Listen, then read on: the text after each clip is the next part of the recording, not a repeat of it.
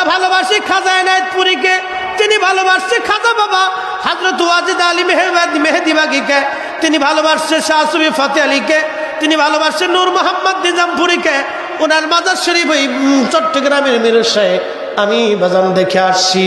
উনি ভালোবাসছেন সৈয়দ আহমদ বেরলভীকে, তিনি ভালোবাসছেন হযরতে শাহ আব্দুল আজিজকে, তিনি ভালোবাসছেন শাহ ওয়ালিউল্লাহকে, তিনি ভালোবাসছেন শাহ আব্দুর রহিমকে, আব্দুর রহিম ভালোবাসছে আব্দুল্লাহ আকবর আবাদীকে, শেখ আব্দুল্লাহ আকবর আবাদী ভালোবাসছে শেখ আদম বিন নূরিকে, তিনি ভালোবাসছেন মুজাদ্দিদ আল ফেসানিকে, মুজাদ্দিদ আল ফেসানি ভালোবাসছে খাজা বাকিবিল্লাহকে, আলিফ আহমদ তুশিকে, আবুল হাসান খেরকানিকে ভালোবাসতে বাসতে চলে গেছে খাজা বাহাউদ্দিন নকশবন্দি বুখারী হয়ে, আলিফ আহমদ তুশি হয়ে হযরত আবু বকর সিদ্দিক রাদিয়াল্লাহু আনহু হুজুরে করিম সাল্লাল্লাহু আলাইহি সাল্লাম পর্যন্ত।